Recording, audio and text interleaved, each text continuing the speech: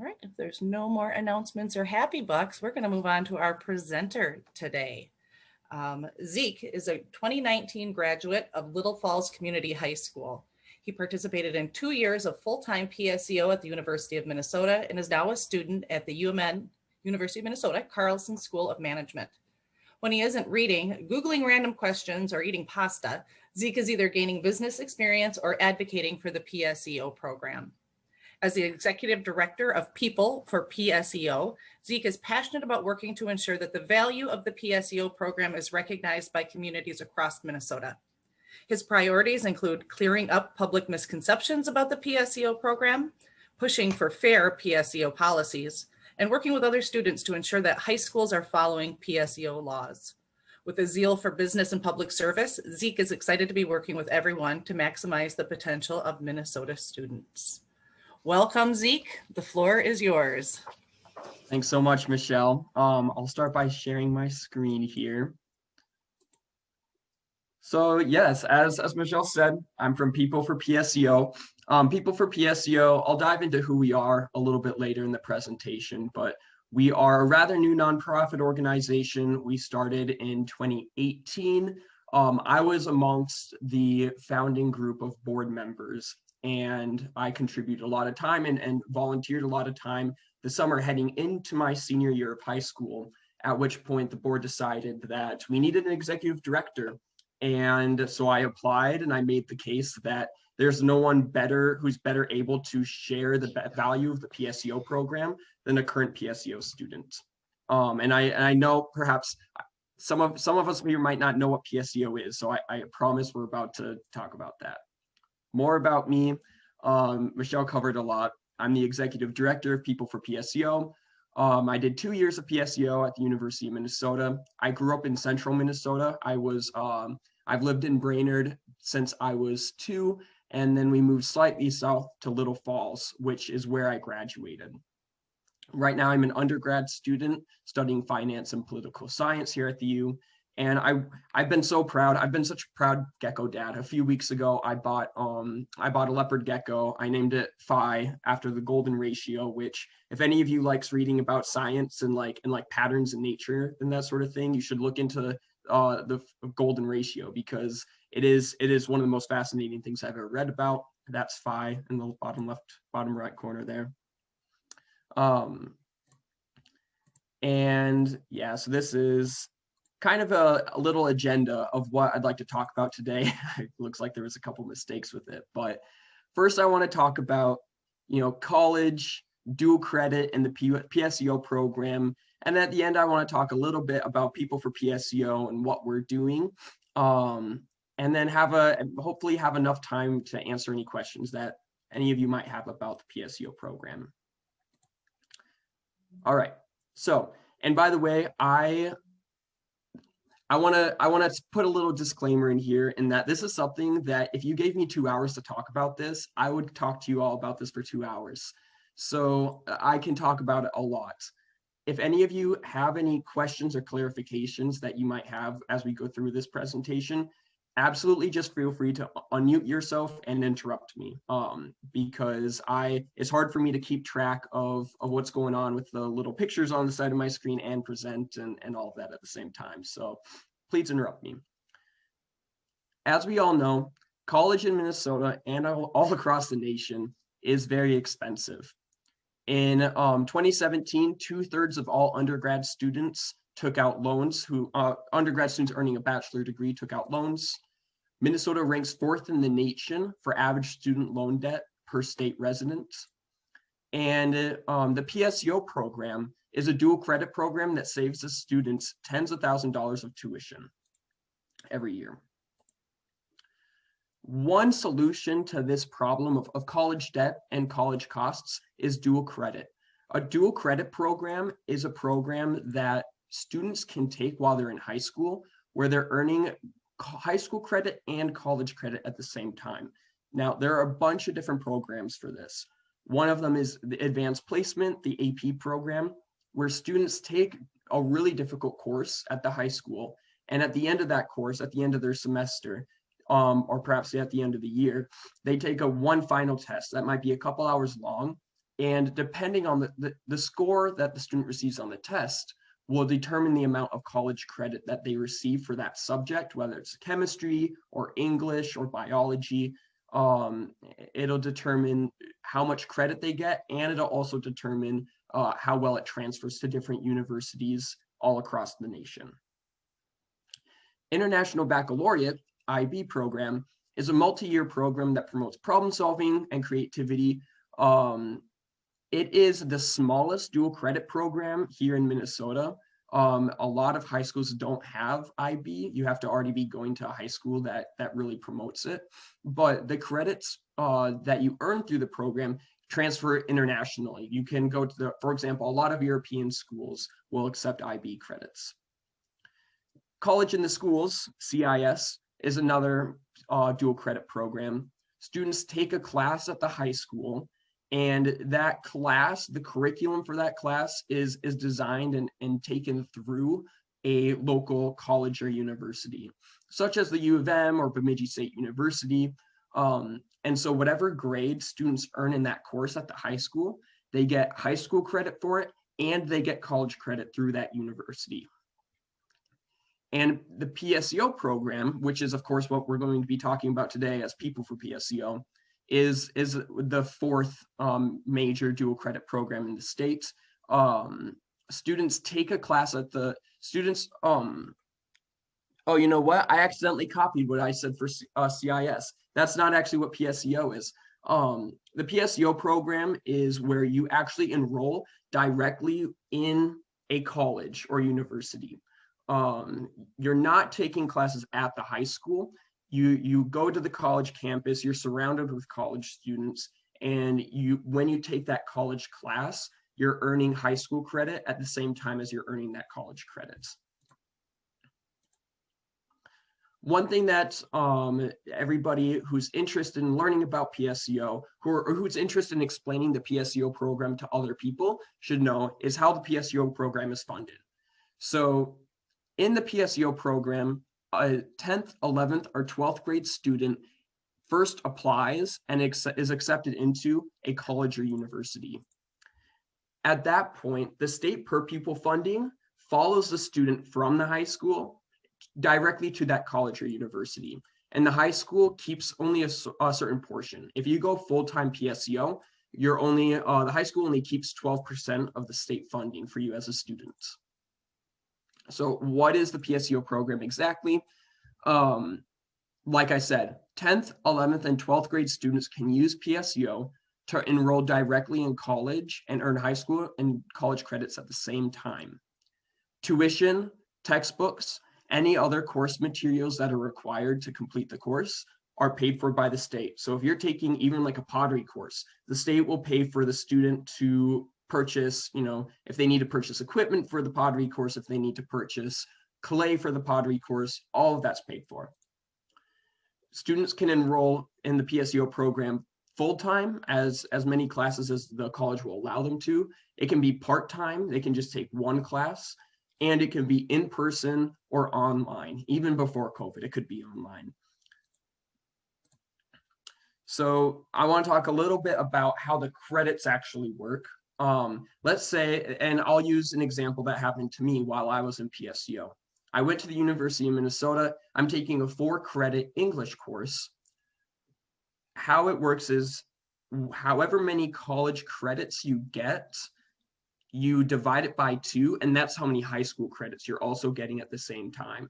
So by taking the 4-credit English course at the University of Minnesota, I got 4 college credits, and I got 2 English high school credits.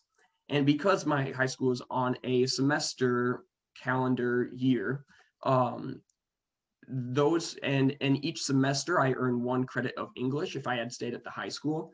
I actually completed an entire year of English through PSEO by taking 1 class at the U of M. Students, even if you're in PSEO, even if you're going full-time PSEO, you're still a high school student, and you can still do all the things that other high school students can do, such as participate in high school clubs, band, choir, high school sports, chess club, all of those different things. It's also important to know that colleges and universities set their own admission requirements. Some colleges and universities in the state are much more difficult to get into. Some of them are more or accept a wider variety of students. And to figure out, if you're trying to learn about the admission requirements for a particular institution, you should just go to their website and they'll have all the information that you should have. At some point, you can also go to peopleforpseo.org and we'll have information about that on our website too. We just recently relaunched our website though, so we don't quite have that up yet. So these are two things that I think is really important to keep in mind about PSEO. The PSEO program, even though it sounds scary to a lot of students to go to actual college and be surrounded by older students for the courses, it's not a program that's just for the quote unquote high achieving students. As the next slide, we'll talk a little bit more about why students enroll in PSEO in the first place, but that's just simply not true. Students from all backgrounds should be able to consider PSEO as a part of their academic planning. The second part is that PSEO isn't just a good option for students who are looking to get four-year degrees. I know so many students who enrolled in the PSEO program and finished their two-year degree, earned an AA degree before they even received their high school diploma for no cost at all.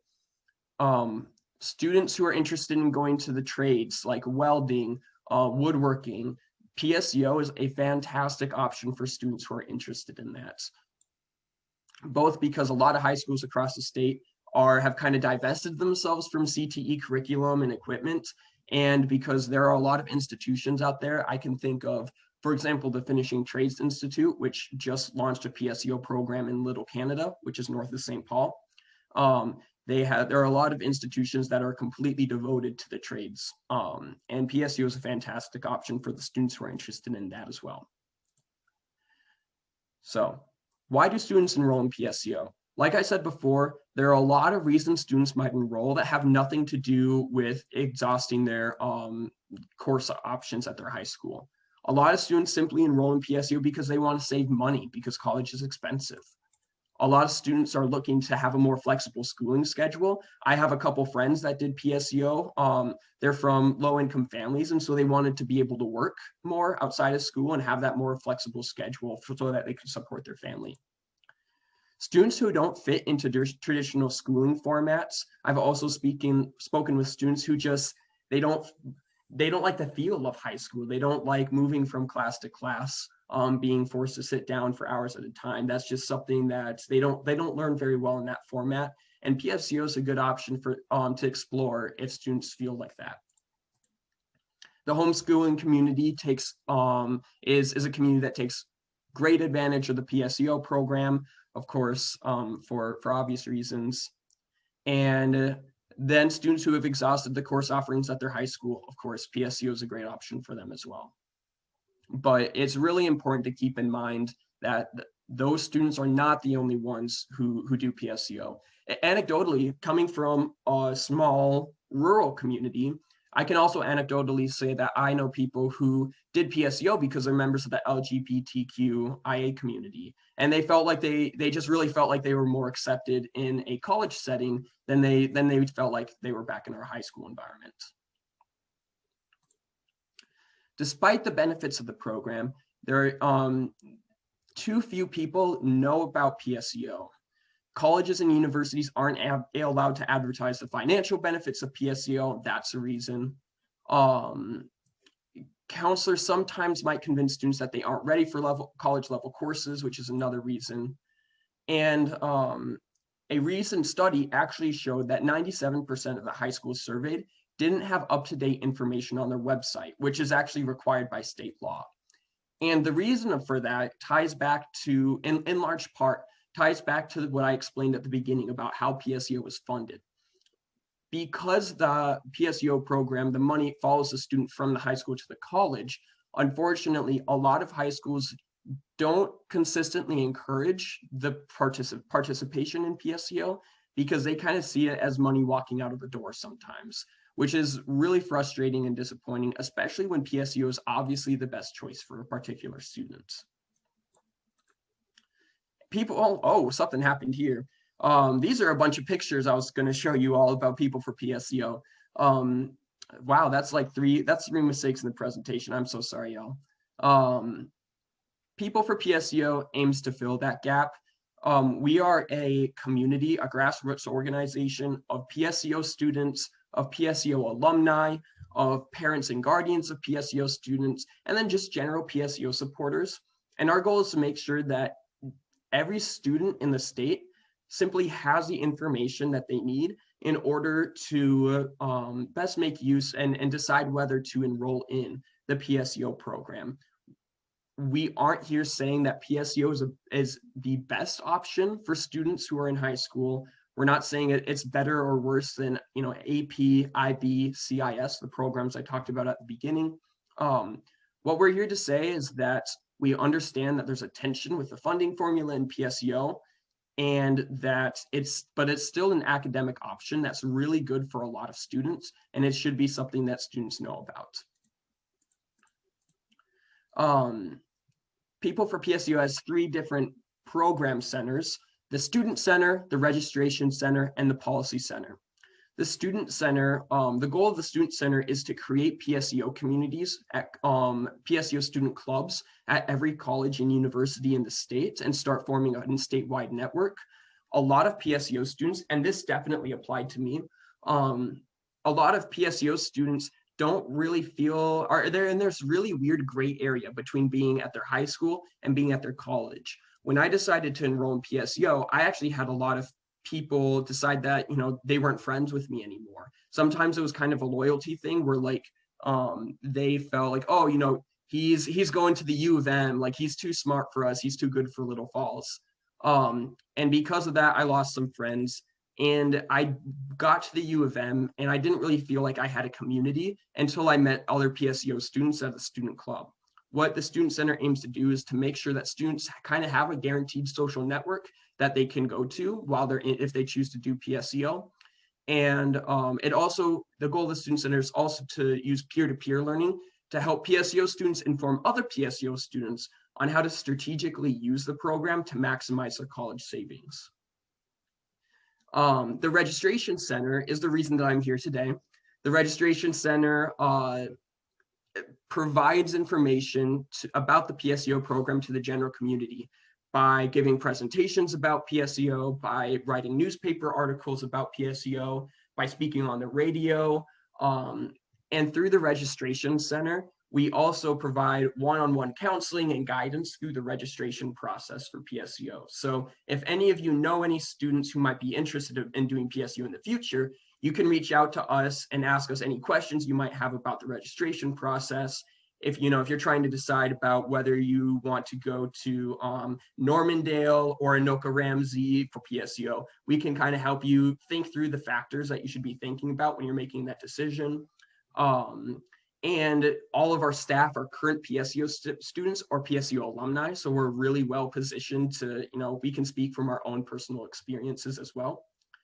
And then we have the Policy Center. The Policy Center does 2 things. It conducts research on the impact that PSEO has on students, on families, on the economy and the states. And the Policy Center also houses our legislative efforts, where we bring students to the Capitol to speak with lawmakers, where we find specific changes in PSEO law that'll make it more accessible to a wider variety of students. And we encourage lawmakers and policymakers to adopt those laws. And yeah, that's all I have for you all. Thank you so much for your time.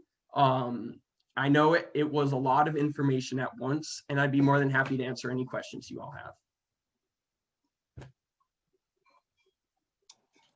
I have a question. Peggy, yes. Yeah. What grade level does a student have to be in to first apply for PSEO? So a student can be as young as in 10th grade. When you're in 10th grade, you can only take 1 PSEO course. And if you do well in that PSEO course, then you can do more. But The vast majority of students start during either their junior or senior year of high school. Mhm. So I had mentioned that my son, a ninth grader, is doing it. He's doing the AP. That's still college credit, even though it's ninth, not 10th grade AP, not PSEO. Correct? That's right. So AP is just a different program run by a different organization. So through AP, you take the course at the high school, but the course itself isn't what gives your son the college credit. It's the test that he has to take after completing the course. And if he does well enough on that test, then he'll receive college credit. Thank you. By Question the for way, oops, I just wanted to mention there was an article in, I think it was the Star Tribune last week about PSEO. Yes, that was actually that I was the one to who talked a lot with the reporter to make that article happen. It was something people for PSU is super proud about. And actually, I linked that article in Monday's newsletter because I noticed it in the Star Tribune. I'm like, oh, that's our speaker. So that link is in the newsletter for you guys. Thank you so much. Mm-hmm. So if you're a senior in high school, is there a limit to how many of these classes you can take? There are two ways to answer this, I guess. So no, but the college, there's not in PSEO law, and the high school also can't put a limitation on it. The limitation would be coming from the post-secondary institution. A lot of institutions will tell PSEO students, yeah, you can't take more than 20 credits or something like that, which is, of course, 20 credits is a lot. So students, I've never had a problem where students are taking fewer credits than they want to. One thing that's also really important to note is that if a student completes their high school graduation requirements before, like early, like I actually completed mine this first semester of my senior year, you can still continue taking PSEO courses if you want to postpone your graduation. So you're getting extra. That's like the cherry on top of it, kind of. Mm-hmm. Free college credits, essentially. Exactly. Even So you have to be careful about that because You do. our youngest took a ton of AP classes. She took PSEO at the U, not full time, but she went part time. She did CIS, and she went to a very selective institution, went to an Ivy. It helped her get in. It helped her qualify for advanced classes, but they don't want to give you credit because then you're paying them less money. So depending upon where you go to school, you may or may not actually get credits towards graduation. It still helps you tremendously, but just be aware of that. Absolutely. Most selective institutions are very limited in what they will give you actual credit for. Yeah, it's you definitely students and parents should definitely do research about like thinking about what you want to do after graduation from high school, because you're absolutely right. Credits, I've never heard of students having any problems with credits transferring within the state. But out of state, there can be issues with that, along with college in the schools. That's also a I don't know. problem. I'm willing to bet that Carlton and St. Olaf would not give you credit. Private Because they want your schools, money. yeah, that's true as well. But They use I it also- again to test out of things. So you don't have to take whatever it is, like our daughter took Chinese, for example, because Absolutely. it wasn't offered at the high school. So she tested into a higher level of Chinese, but I'll make sure I'm that betting they wouldn't give you credit. I'll make sure that in the next presentation I give, and that we give, I'll make sure we include that in the presentation. That's a great point. Thanks for reminding everyone. So you maybe answered this already, but what is the statewide ability for students to take PSEO classes? Are they primarily in the metro area, or is there a full statewide ability to take PSEO classes? Right. Students can take PSEO classes at any public university, college or university in the state. There are some private colleges and universities which also allow PSEO students to take courses there, but not all. The state law requires colleges to open up PSEO admission after like all their other seats have been filled. So So some universities might accept more or fewer students based on their enrollments for undergrad students. So theoretically, an institution might not have any PSEO students if they don't feel like they have any leftover seats. Okay. I'm just wondering about a student's ability if they live outstate, what they have access to. So thank you. I see. Yep. Betsy, I feel like Hopkins had a quota of how many students could do PSEO in any semester. Because you had to apply and you might not, do I remember that right? You probably would know better than I would, Jeelan, because of your family's experience. I don't have personal experience with going. And that could be the whole money thing. It could be because of the funding that they wanted to limit the number of students that they let do PSEO, but I feel like there was a quota. I would love to learn more about that if you could find information, because high schools don't have the power to regulate how many students do PSEO. High schools have no decision-making power over that. Right. So maybe it was the U that had the quota. I don't know, but I feel like there was a apply by such and such a time where you won't get a slot. So again, this was a while ago. She's 32. So and that may have been related to one of the AP or the CIS courses that she was involved in as well. No. It was definitely PSEO. Okay. There was definitely apply by this deadline, or yeah. Well, I don't have a specific question, Zeke, but I just wanted to give you some kudos and some big credit for all your advocacy and all your outreach work, because I am what you could call a success story of the PSEO and the CIS program. I've taken both CIS and PSEO during my high school years. I graduated a semester early, just like you, and took advantage of those programs, and they benefited me greatly. I was able to take probably a year out of my college degree just by taking those free classes. So thank you for what you do, Zeke. I appreciate it. I'm glad to hear you had such a positive experience in the program. Well, and Ethan, you could speak to the Hopkins question that Jeelan just posed, because you did PSEO when you were a student at Hopkins. Yes, I was in the Hopkins High School class of 2016, and there was actually that very year a personal finance class that was added to the graduation requirements that was also made a co-enrollment. I don't know exactly if it was CIS or PSEO. I believe it was PSEO through North Hennepin Community College, because I did receive 3 credit hours through North Hennepin Community College, and every single student that was enrolled that year received those credits. So I believe, it is my impression, that if there are any limits, they're instituted by the higher education institution, not the high school, because we had a lot of students taking that class. We had the entire class, the whole graduating class, taking that class all at once. So that sounds like CIS, if a whole class is, because our daughter did all 3. Hopkins had that financial literacy requirement. I think prior to 2016, Ethan, but that 2016 may have been the first year that they had that partnership with North Hennepin Tech, because we were one of the first high schools in the state to put that into our graduation requirements without being required by the state to do it. That must have been it. Good correction. Thank you, Betsy.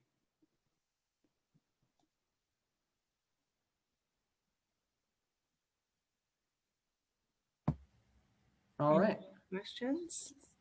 Yeah, Zeke, I think you did a great job there. I appreciate what you presented. One of the things that people from PSEO is trying to do is to clear up some of the mistaken impressions of PSEO, and school districts are reluctant to encourage it. They do regard it as a drain on their finances, that it's foundation aid coming from the state and then passing through them to the colleges.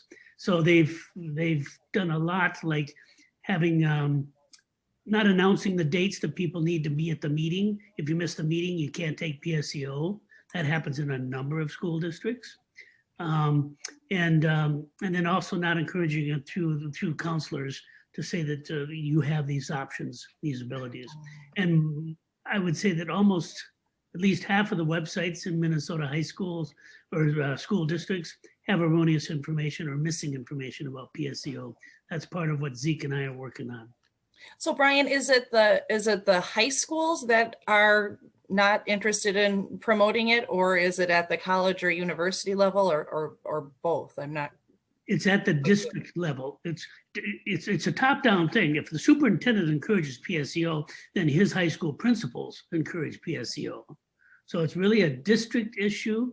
It could be focused on different high schools might have different attitudes towards it, but it's pretty much a district thing because it's the district website that explains how to do PSEO, and almost a majority of them are not in compliance with state law.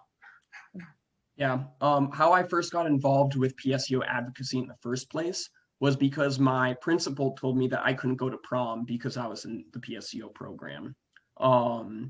And so that's an example. I was just on a call with the Minnesota Department of Education yesterday, talking about our legislative agenda. And one of their staff members told me that a parent recently called them upset because their PSEO student was being excluded from accessing the scholarship funds for graduating seniors because they were in PSEO, because they weren't taking, XYZ amount of classes at the high school. And they were pretty upset about that. So there are a lot of different levers that schools will try and use to dissuade students from enrolling in PSEO. So Zeke, is the question from the school district perspective, at what point is a student still registered in their district versus that student is registered at the post-secondary institution? Like, what's the percentage that a student needs to be in that building to be considered a student in that district? If the high school is receiving any money for them, they're considered enrolled in the district. And even if you're a full-time PSEO student and you don't step foot in your high school again for the next 2 or 3 years, the high school is still receiving a little bit more than 10% of the per pupil funding. So they're still a fully fledged student at the high school. And then that student would be required to sign off on any sort of code of conduct like any other student that was taking classes in the building. Is that correct? I believe so, yes. Okay. Because I could see it from the perspective of if a school building has never even met the student, and then the student wants to go to prom, they don't have a relationship with them, and maybe if they hadn't been required to attend some of the same kinds of code of conduct, or I'm blanking on the other terminology, but just like the expectations of behavior, right, that could be a concern because they don't know who that student is. I would agree with you, but yeah, like from your question, the school still receives thousands of dollars each year for the enrollment of that student, even if they're never there. So so there's a legality and then maybe a comfort, practicality and then you need to find a way to merge the two so that everybody's on the same page. It sounds like. Betsy, if I could frame it like this, is that is your high school student. And you need to have a relationship with that high school student. If that high school student is being tube fed maybe not even anywhere on the campus, they're still a Hopkins high school student, maybe even getting homebound instruction, whatever. It's the school district's responsibility to have a relationship with each and every student. And they still are receiving 12% of the foundation aid for a full-time PSEO student. I think the difference, Brian, is that if you've got a student who's receiving high-level services from the district at home, then they're receiving services from the district. So there is a relationship. I mean, I think that's not necessarily an apples to oranges example of comparing a student who's receiving special services from a district versus a student who's off campus at a post-secondary institution and not receiving those kinds of services. Do you understand what I'm saying? Like, I believe that yes, the district needs to have a relationship, but I don't know if that's a apples to apples comparison. I think it is, because you've got that relationship with the IB student and the AP student, even though they are on campus the entire time. You also have to have a relationship with your PSEO program. To write that off because they're 40% off your campus, are you going to give them a 60% relationship? So I have one other way to reframe it too is sometimes people ask me, well, don't you feel like by enrolling in PSEO that you're missing out on the high school experience? And my response is always that I am getting the high school experience. Like the PSEO program is just another way to complete high school. Even though I'm not taking classes within the building, that doesn't mean that it's not just another alternative to AP, CIS, IB. It's your high school experience. It may Right. not be the traditional high school experience that person had for themselves, but you are creating your high school experience by Exactly. choosing PSEO. Yeah. Exactly. I'm curious if you anticipate any changes or could foresee, nobody can see the future, right? But considering the distance learning that students need to be doing, and while some kids are struggling, we also know that many are flourishing and do much better with the distance learning. And so if that perhaps has created an opportunity within our schools and dialogues about different ways for students to be engaged in school, I'm wondering, could this be something that could help support PSEO kind of over the long run? And then I guess my one comment is, I can't believe that what's best for the student is not the guiding ethical mandate, that anything else would come first. Just Right. but. So to answer your question, I would say that so at the beginning of fall semester here, there wasn't, after talking with the universities and like counselors and stuff like that, there hasn't been a huge shift in the number of students enrolling in PSEO. If distance learning were to continue over a longer period of time, which based on the progression of our vaccination in the nation, it doesn't seem like we're really on track for that for like next fall, for example. But if it were to continue, I think that we would see a pretty big increase in PSEO because I think one of the biggest reasons that students don't enroll in the program is because they wouldn't be able to see their friends every day. And if they're not seeing their friends every day, you know, whether they're online at high school or online at a different institution, like I think they're like, okay, well, if I'm going to be online anyways and not seeing my friends, I might as well be earning college credit while I'm doing it. And so I think in that scenario, it would be impacted, but that's my own personal prediction. I don't really see any other ways that PSU could be impacted long term. And go ahead, Peggy. I was going to ask a different question, so go ahead if you want to follow up on that. Yeah, I was just a quick piggyback onto that theme. I think that the pandemic has created an incredible amount of things for public education to look at, for public education to reevaluate, because it has peeled back the layers of a lot of what we have been doing and exposed that it's not working for everybody.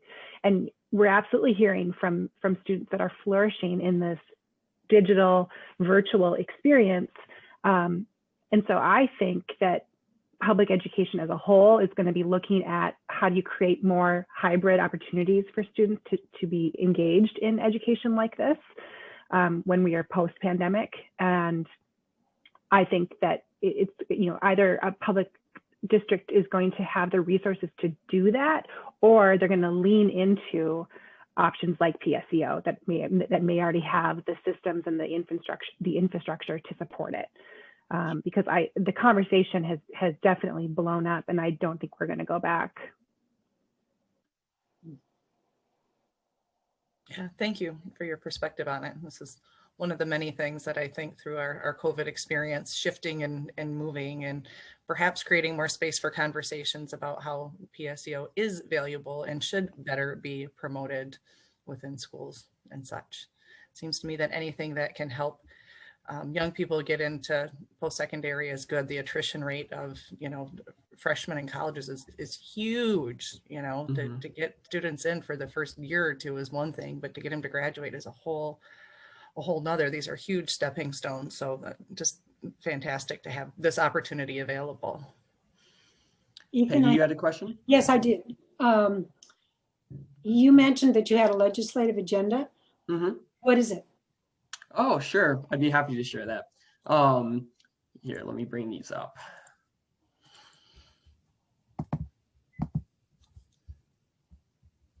Okay. You know what, Michelle, for Michelle's benefit and everyone else here too, because Michelle brought it up, I want to show actually the impact on four-year graduation rates that PSEO has on so this is a graph actually that MDE shared with us. This is for the high school class of 2019. And it includes both PSEO and CIS participants. So for Native American or Alaska Native students, it's a 50% four-year high school graduation rate. If you take even one PSEO or CIS class, it jumps to 91%, which is a 41% difference. You see here, you know, Native Hawaiians, it's another 40-point difference almost. You know, it's pretty amazing actually, the impact that the PSEO program has on all these different groups of students. And CIS as well. So that's something that we do show legislators a lot. And then let's go back to... Do you have comparable numbers for if they take an AP class? We do have the numbers for AP classes. I just didn't put it into that particular chart. It seems to me if I were a legislator though, I would ask for that, because that's a good point. Otherwise you're not doing apples to apples, because if they take an AP class and it has the same impact and the funding goes to the school district. You're right. You're right. You're right. I should put that in there too. I will do that. Except that, excuse me. You can go ahead, Becky. There is a difference between the programs, because the AP, I believe, is available to students earlier, and I think it's selective in the sense that they want to have the top students taking those classes. Am I correct on this, or has it changed over the years? You know what? I mean, depending on the district, but I think it's changed a little bit over the years. Yeah, I think it's still, I think, tends to be selective, but not as selective as it once was. I think there are more AP classes than there used to be, and more variety of students. For example, I'm remembering, I believe, a biology class at Hopkins High School where every student took AP Bio, because they were trying to just eliminate some of those preconceived notions of who is an AP student. Interesting. And does it start earlier, or is it available earlier to students? Advanced placement? Yeah. I'm under the impression that it starts, well, Hopkins is one of the rare high schools in the state that still has a 10 through 12 program. Pretty much every other high school in the state has 9 through 12. So at least at Hopkins, I think it starts as a 10th grader. But I think 9th graders can go to the high school to take an AP class. I'm not 100% sure, but I'm fairly sure that they can. My son is in 9th grade taking it, and yep. I mean, they're kind of combined and all of it online, but. Yeah, I'm not very well positioned to talk about that because my high school had its first AP class ever when I was graduating as a senior. So I never actually had the opportunity to take an AP class in the first place. Well, and Zeke, that point I think is highlights just another overarching idea. Our high schools are not necessarily offering equal programs across the state based on resources that high schools have. I mean, yes, you've got the per pupil funding, but the levy system, where we fund a huge amount of our school districts' budgets, is not equitable across the state. And it's shocking for me to hear that the Little Falls High School offered their first AP class in 2019. Yeah. Yeah, which is I was in high school a while ago and we had AP. which also highlights how big the funding formula issue is, because if you're from a rural district and you're barely scraping by to offer the CIS or AP courses to students in the first place, and you lose 5 students to PSEO, it's something that does need to be resolved, in my opinion. Okay, I will share my screen for the legislative agenda. So there are six things that we are pushing for in 2021. We don't expect this to have a fiscal note at all. This morning, I actually met with the senator who we're hoping to be our key author, Senator Chamberlain. He is the chair of the Education Committee in the Senate, and he gave us permission to go ahead and gave us permission to start working with the revisor's office to produce a bill. So that's good news, and it means we're pretty likely to be receiving a hearing in the Senate about this. In short, our recommendation is I talked about in the presentation that colleges aren't allowed to advertise the PSEO program for the financial benefits. And so our recommendation is allow them to be able to advertise PSEO in that way. Right now, so students who want to enroll in PSEO have to notify their district about their intent to enroll in the program by May 30th of every year. However, like I talked about, there are a lot of high schools that are not in compliance with other parts of PSEO law that say that you have to tell the students about the program. So our position, what we're trying to do here is to say, if the high school isn't in compliance with sharing information about the program with students, then that May 30th deadline shouldn't apply. Students shouldn't be negatively impacted or penalized by their high school's decision to not tell them about the program. And so hopefully this will allow students more flexibility to enroll in PSEO and provide some incentive for high schools to share up-to-date information. Number 3 is about grade weighting. Sorry to interrupt you. We're at our time here. But maybe this is something great that we're able to see it. If you want to send any of this information to me, I'm happy to forward it along to the group that's here, as well as some folks who are not able to be here in attendance. Happy to share it. Wonderful. Will do. Thank you so much. So we are at our time, 1:15, and we will close as we always do by reciting the 4-way test of the things we think, say, or do. First, is it the truth? Second, is it fair to all concerned? Third, will it build goodwill and better friendships? Fourth, will it be beneficial to all concerned? That concludes today's Golden Valley Rotary meeting. Thank you, everybody. Enjoy the sunshine and the warm weather. Happy New Year.